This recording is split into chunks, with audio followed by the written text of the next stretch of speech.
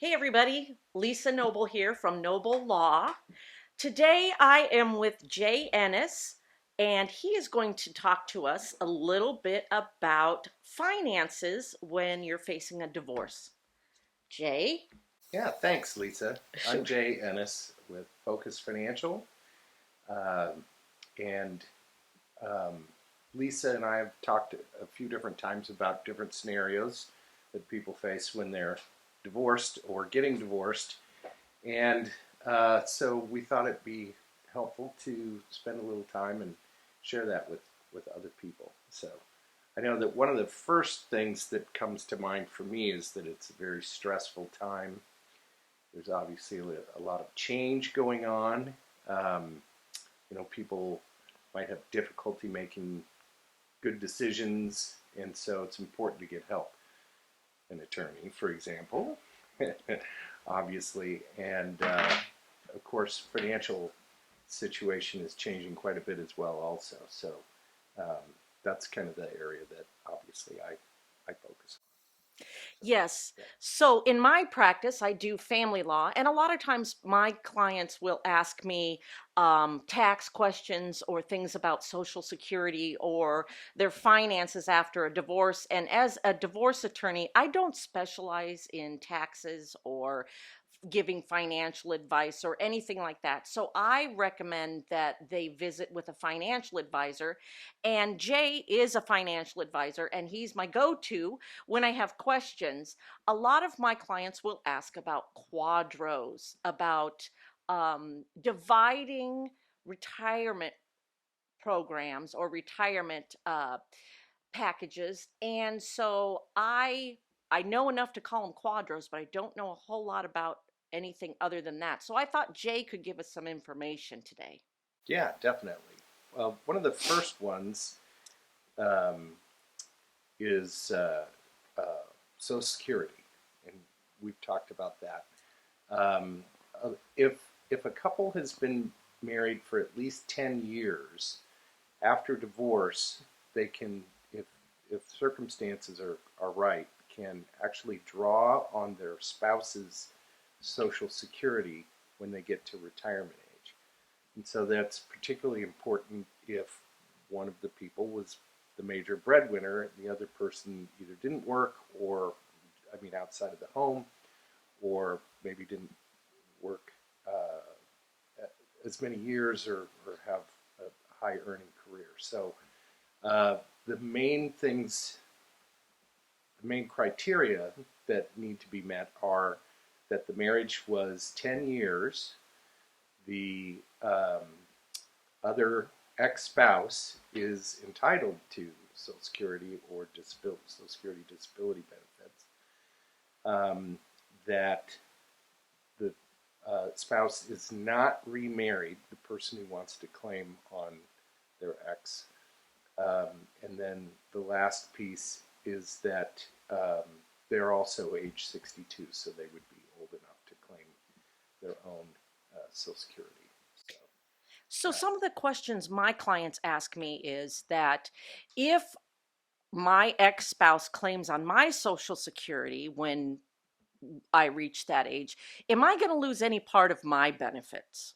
right. So if they are the spouse that the other spouse is claiming on, will they lose any part of their Social Security? No, they don't. And that's one of the things kind of confusing with Social Security and how they sort of account for it. Hmm. The benefit that, for example, if I divorced and wanted to claim on my ex spouse's benefits, uh, what I would be entitled to would be the greater of half of their benefit or 100% of mine. And the way Social Security operates is they will automatically calculate that for you and give you the larger amount. So I know I had a phone call just a week ago about this very issue, and it's someone who um, was married to someone with a very high income.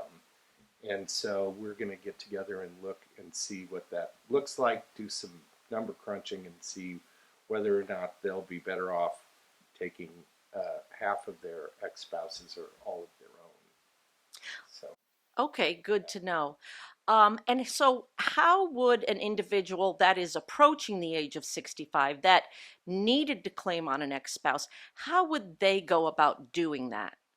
well, it's pretty easy. You can contact Social Security Administration. You can set an appointment or just walk into an office. Some days of the week are busier than others, and I've had talked to clients who've had good luck just showing up, and other people who wish they'd made an appointment. And then also you can do it online as well. So if you want to, if you're comfortable with that and want to save the trip and maybe some headaches and some waiting around, then you can do it online as well. Okay, Yeah. great to know. Great information. Um, Another question about that is you had mentioned that the ex-spouse can claim as long as they are not remarried. Right. Is that at the time they claim? Yes. Good point. Yes. Okay. So someone could get divorced, and all the other criteria are met. If they remarry and get divorced again, and they're not married when they do the claim, then it applies. Okay. Yeah.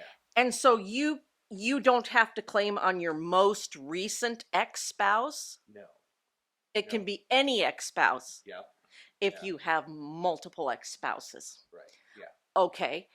Next question. If your ex-spouse, say, claimed at 62 instead of 65, would you only be entitled to half of the earnings at 62 instead of 65? Very good question. Yeah. So that um, the amount that you receive is determined by what age you are when you make the claim.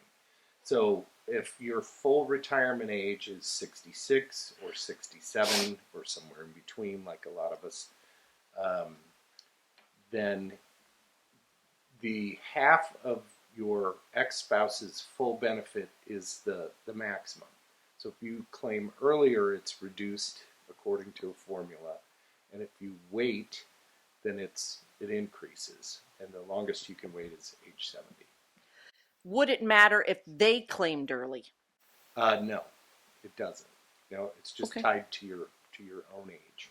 Okay, great. And a follow-up question to the remarriage. So if you turned 65, claimed on the ex-spouse's social security, and then got married, is that going to affect it at all? Yes, if you get married, then you're no longer entitled to half of your ex-spouse's benefit. You would be getting your own benefit or possibly half of your new spouse's benefit if that's greater than your own. Okay. So if you did claim and then you got remarried, your benefit could possibly change. Yes. Okay. All right. Good to know. Yeah. Good to know. Mhm. Um, Other questions about retirement accounts. Yeah. For a retirement account, we do what is called a QDRO. Quadro is what we call it. I think you call it something else. The same thing, but Right. Yeah. yeah. Yeah. What what does QDRO stand for? Qualified Domestic Relations Order. So And what does that do? uh, that is a court-ordered split of a retirement account, like a 401k or an IRA. It applies to pension benefits as well. So if someone works for the state or federal government, for example, since pensions aren't nearly as popular as they used to be with private companies, then when at retirement age, the ex-spouse would be entitled to a portion of whatever those benefits would be. Okay. Well, I'm sorry, for the pension. For an IRA, that's usually separated at the time of the divorce, and someone could establish an IRA to receive 401k money into or other retirement account money. Okay. Yeah. Have you ever heard of a thrift savings plan? Yeah, that's a federal government version of a 401k style uh, retirement savings. And Yeah. can you explain, like, maybe a little bit about how those are divided? Yeah, well, it's very similar in general terms, but because it's a federal benefit for federal employees, they tend to do things a little bit differently. Uh, their whole, most of their retirement system is different than private companies. So I can speak to this because I'm a chartered federal employee benefits consultant. So Okay. I've had training specifically in that area. Um, and they do not recognize, for example, a quadro. They have their own form, which basically achieves the same end result. But like I said, because it's federal government, it's a little different, and so there's a slightly different process. Okay. Yeah, Do you know anything about ERISA? ERISA. yeah, yeah. ERISA was, let's see, ERISA did a number of different things, including creating the IRA account that Okay. that we all know and love. Let's see, and that was 1974, I think, ERISA, something Okay. like that. It was started. It's also the um, kind of the basis and set of rules, kind of foundation for a number of different retirement accounts like 401ks and how they're regulated. Okay.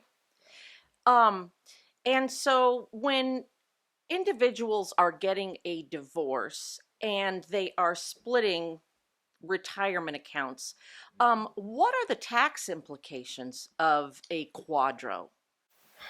Well, if, for example, both spouses are younger than 59 and a half. Some pensions, it's age 55, but generally it's 59 and a half.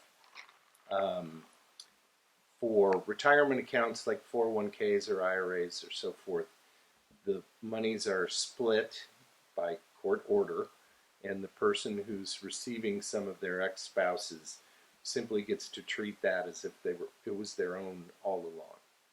So it's that's really pretty straightforward once it's completed. With pensions, where there's a monthly income stream, um, then as far as the tax treatment goes, it's taxed as ordinary income to the person who's receiving it as it comes out, generally speaking. So, Okay. yeah. All right. And let's talk a little bit about spousal support, if you know. I think not real recently, but in the last several years, the tax laws have changed regarding spousal support. Do you know what I'm talking about? Yeah. Um, in the past, the person who was paying alimony, for example, got to deduct it from their income taxes, which made sense because they weren't getting the benefit of being able to spend it.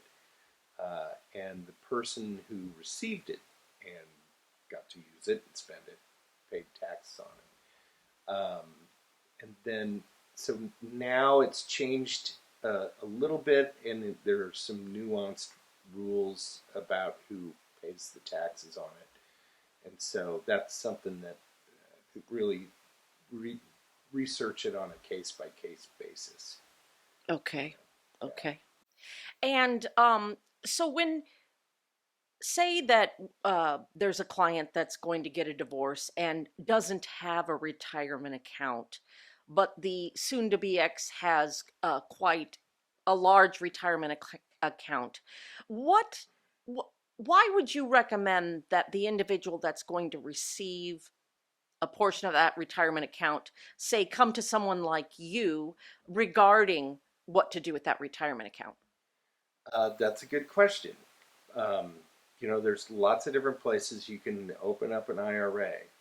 Uh, I think probably the best benefit, well, there's a couple of them. If getting tailored advice that's specific to someone's needs is probably the number one, and including some planning, because there's two parts that eventually are involved in this, and one is the accumulation for retirement, and that's a slightly different game than the end result, which is the distribution phase when someone is actually retired. And so there are different things that are appropriate at different times. And so planning can be very helpful and can help save taxes and just in general put someone in a better financial position. The other one is that there's a very large amount of different types of investments that can be used. And so if someone deals with some outlet, a bank, or some other insurance company that has a limited number of things they can choose from, they might be missing out on some things that would be really helpful. So I think an independent financial advisor can be in the best position to show people a broad range of options and deal with a broad range of planning too. So those would be the primary reasons. And if you have someone who, say, is a new client or a consultation for you, what kinds of things do you ask them to bring to a meeting with you so you can review their financial situation? Well, I have a pretty detailed questionnaire, and at the very beginning of the questionnaire, for any of the information about accounts, old accounts from previous employers, or current accounts with a 401k or what have you, it's can be a lot easier just to bring a copy of the statements. Generally, and a complete copy is best. Uh, Pay stubs are helpful too. They're going to show what different things are being withdrawn Sure. for different benefits and so forth.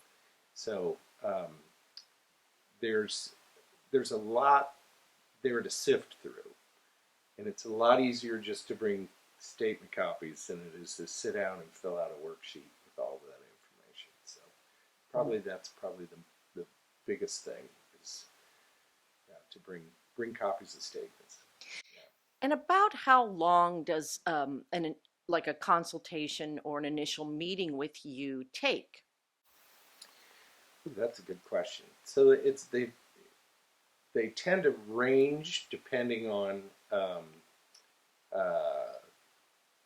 usually how much just kind of personal chatter there is. So if Sure. someone wants to talk more, and part of their getting comfortable with who they want to work with is that they just need to figure out if they can build rapport with them and have a good feeling, then that might take an hour or longer, which I'm Mhm. happy to do. That's fine.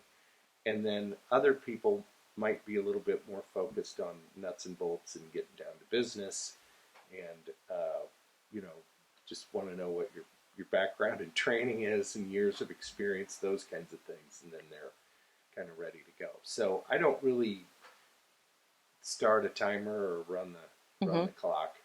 Um, just kind of let the situation dictate it. Hmm. And what would you say in your practice? What is a majority of your practice? What kinds of things do you do? Oh, that's a tough question. So, I'm always asking the tough right, yeah, questions. yeah. No, to be honest, I'm a generalist. You know, um, but I have resources from my company that allow me to do a lot of more specific things as well. So I've had over 30 years of experience, so that's helped me to learn a lot of different things as well. Every so many years, I take more courses and get more designations on my business card and get more training and education. So primarily what I try to do is help people make great decisions about their personal finances. So I don't do a lot of group benefits for employers, those kinds of things, but for personal financial matters, that's where I focus. Yeah. Great. Was there anything else you wanted to talk about today? I know you had a list. Right. Yeah. Yeah. Exactly. No, I was thinking about our topic and what people need to think about when they're getting divorced. It's a very stressful time, as I mentioned. A lot of things are changing, and I know there's a lot of well-meaning people, friends and family members who want to help and give advice, and that's nice. Yes. They're probably not qualified, even if they've been through it. It's Exactly. not the same every time, right? Correct. Right. Yes. So I think that having an initial consultation with an attorney and a financial advisor are very important because you might not know what you don't know, and if you can work with people that are trained to help you, you can really get a lot of benefit out of that. Yeah, I would agree. Yeah. Yeah. Again, I am not a financial advisor. I'm not a tax advisor. I do divorces. I know there are a lot of times that clients will ask me these things, and it's always best that you do go to a professional. And Jay's right here in the building. And how convenient. Yeah. Jay's just right down the stairs. And so he would be very handy to speak with uh, in order to learn about more about your finances or what to do if you're going to be going through a divorce or a financial separation. How can Yeah. folks get a hold of you, Jay? Well, my website is a good place to start. I have a lot of resources on there that people can look at and avail themselves to. It's jayennis.com, JAYENNIS.com. Then my email is the letter J, my last name, ENNIS, at focusfinancial.com. And my, of course, call or an email, whatever people are comfortable with.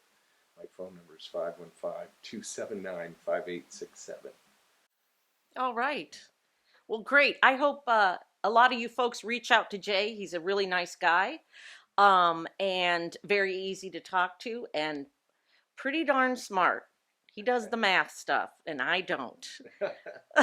Thanks for coming on the podcast tonight, Jay. I enjoyed speaking with you. Thanks for having me, Lisa. Absolutely. Appreciate it. We'll see you next time.